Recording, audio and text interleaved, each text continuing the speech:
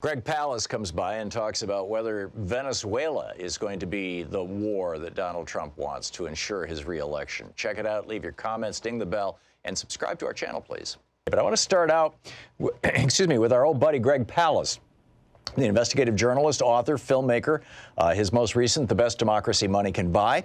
Greg Palast, Palast.com is his website. You can tweet him at Greg_Palast. And Greg, welcome back to the program. Buenos dias. Buenos dias. So you personally knew Hugo Chavez and know President Maduro of Venezuela. Yes, and I should also say that I personally know most of the major opposition leaders as well. I spent the years covering Venezuela on the ground for BBC television and the Guardian newspapers. So you know Juan Guaido or Guido or however you say it? No one knew him. 80% of Venezuelans never heard of this guy when he declared himself president, but he got the one vote that counts in Venezuela. Donald Trump endorsed him, said, you declare yourself president, I'll back you up. That's the leader of the so-called opposition. We've talked about that, that here's a white guy trying to take over a nation of mestizos, which just ain't going to happen in the post Hugo Chavez, who is the Nelson Mandela of Venezuela. That ain't going to happen. So, two questions. The first is, is Venezuela going to be Donald Trump's reelection war? He's made it very clear over the years that he believes that one of the things that presidents do and should do is have a war just before an election in order to guarantee that they get themselves reelected. Richard Nixon did it. Ronald Reagan did it. George Herbert Walker Bush did it. George W. Bush did it.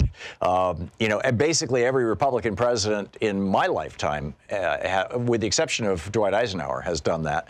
And in fact, I think Jimmy Carter is the only president not to have initiated any conflict during his 4 years in the White House. So and look what happened to him. Yeah, right, exactly. So A, is Venezuela going to be Trump's reelection war? And then B, where I want to, also go with this is how do you respond to the inevitable 10,000 Twitter hits that say, particularly those that purport to be coming from Venezuela, that say, but people are starving. Maduro has mismanaged the government. There's actual hunger. It's a wreck down here. We need, somebody to come in and tell us how to make the trains run on time. Well, a couple of things. I don't think that Donald Trump is going to invade Venezuela because the army and the people who are armed, everyone has a gun in Venezuela, will go to the beaches. It would be like Bay of Pigs times 10,000. And one thing about the wars that Bush Sr. tried to reelect himself with is we like wars where Americans don't even get their hair messed up, let alone die miserably in a foreign nation. I don't think that an invasion. Well, Grenada worked well for Reagan. Except that, how many, exactly. And the Falklands worked well for Maggie Thatcher. I mean, she was kind of the role model for Reagan. Exactly. So you didn't have British troops, almost none die in the Falklands. The Grenada War, that was of Ronald Reagan. Well, that was like the Club Med War. Right. He invaded a beach resort and no Americans were hurt. Venezuela, a lot of Venezuelans, as Hugo Chavez told me, he says, I can't stand the idea of killing all these American children, but we would have to if they landed on our beaches. And he said, please, I just pray that doesn't happen. And I think that everyone who's sane feels that. Juan Guaido, the self-proclaimed president, Trump-proclaimed president, has called for American troops to come in. I mean, it's pure treason if you're a Venezuelan. Yes, are people starving there? Absolutely. By the way, one thing that I think that the President Maduro's government, where he has been untrustworthy, is that he keeps downplaying the unbelievable cost in food, medicine, suffering of the Venezuelan people caused by the lockdown embargo that was created by Donald Trump. Well, lockdown, in fact, you remember all there are estimates that maybe 500,000 Iraqis died in the embargo on Iraq, and they allowed Iraq to sell 2 million barrels of oil a day. Venezuela is not allowed to sell any oil. My reports from my people on the ground, they're telling me that they have like what they call bus cemeteries. The buses break down. There's no parts because they're brought in from abroad. They have a free subway system that was built by Chavez in Caracas that's virtually inoperative now. Think that people are suffering, but it's because of the embargo. And if you embargoed Florida in the way we've embargoed Venezuela, Florida would be imploding right now. So it's all the embargo. So, I'm experiencing kind of a major moment of dissonance here, Greg. Here in the United States, we had hearings yesterday with Bill Barr and all this stuff, and the Mueller report. And basically, the bottom line of it is that the United States is really seriously pissed off that a foreign government, in this case Russia, tried to mess with our elections by putting a couple $100,000 into Facebook ads and running a troll farm and stealing emails and releasing them by WikiLeaks and all this kind of stuff. I mean, it's all well documented, and we're just all very, very upset about that. Like, you can't do that. You can't mess with a democracy. You can't mess with another country. And then we go to Venezuela and we insert ourselves into their election. After the election, we insert ourselves again.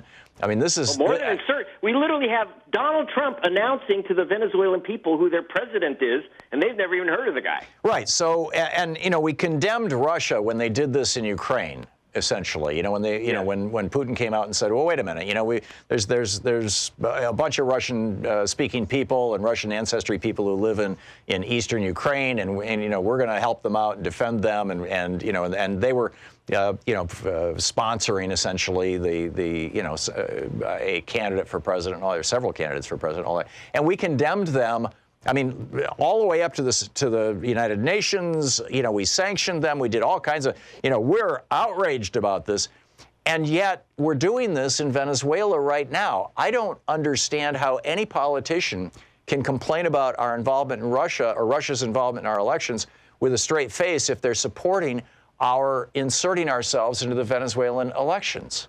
Well, if there was really a dictatorship to overthrow, I'm not friends of dictators. And we have a dictatorship in China that we've cuddled up to. In Saudi Arabia, where they chop up journalists in little pieces, and I could name. They crucified a guy for Easter who was a dissident. Yes, that's right. In Saudi Arabia. And so, we're told in Venezuela that the Maduro government is a dictatorship. They had an election. Guaido wouldn't run because he would lose. And I've been seeing nothing in the New York Times, CNN. The usual suspects, nothing but the demonstrations they're very big, that, by the way, that support Juan Guaido, the pretender that Donald Trump's choice. Right, as you're talking, we're playing some of that drone footage that you supplied us with. What you're seeing in the drone footage, the massive, massive demonstration, which you are going to see nowhere but on the Thom Hartmann program, that's the pro-government demonstration. There are probably 50,000 people that demonstrated against the government. That's big. By the way, they demonstrated a place called Altamira. Against the government? You mean in favor of the government? About 50,000 against the government. Big. Oh, okay. What you're seeing is about 200,000 demonstrating for the government. I see. And the guys in demonstrating against the government were doing so in a place called Altamira, which is the equivalent of demonstrating in Beverly Hills, rich white people. And yet what you're seeing is a massive, massive, massive outpouring of people for the Maduro government. And I'm not saying Maduro is a wonderful guy and that everything is fine. That's not true. But but believe it or not, they don't want Donald Trump to tell them who their president will be, especially a guy that they've never heard of until Donald Trump said, "Hey, here's your president." And by the way, when we say Donald Trump, as you know, Trump wouldn't know Juan Guaido from a hole in the wall. It's John Bolton and Elliot Abrams. John Bolton is our NSA chief, and he's the guy who sold us the war in Iraq with WMDs. And guess who is backing him up? Our special envoy to Venezuela, Elliot Abrams. Who's the guy who was convicted of crimes involved with Iran-Contra, of messing with Central American countries that took down Guatemala and Nicaragua this is why El Salvador, this is why we've got refugees on our southern border, because of Elliot Abrams' behavior that got him a criminal conviction that was pardoned by George Bush Sr. at the recommendation of Bill Barr, who was then the Attorney General. Exactly. So what you have is convicted liars and neocon warmongers telling us that the Venezuelan people would really like us to invade them. please don't buy this stuff. In fact, 2 days ago, the New York Times, CNN ran that there was a coup, that the military was turning against their government, and there's Juan Guaido in front of the big military base called La Carlota, and that in that military base, he said, as your commander-in-chief, I'm your commander-in-chief. It's like he might as well call himself Napoleon. He said, I order you out of your bases to take over the Venezuelan White House. And they all looked at him. No one went out there. There were a few soldiers, and I don't know if you are able to show that clip. They're yabbering in Spanish. They're all excited, really upset, a bunch of young soldiers. A few soldiers were standing near Guaido.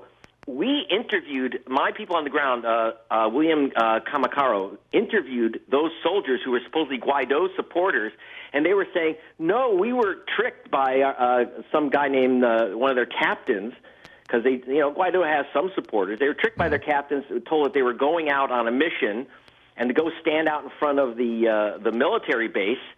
And they ran away the minute that they found out that they were just a photo op for Juan Guaido. And they're all, if you listen to these guys, I know you don't speak Spanish, or you may not, I think you speak Spanish, but most of your listeners won't. And you'll see a bunch of guys saying, my God, these guys are trying to start a civil war in our country. We don't want that. Right. These young guys are saying no.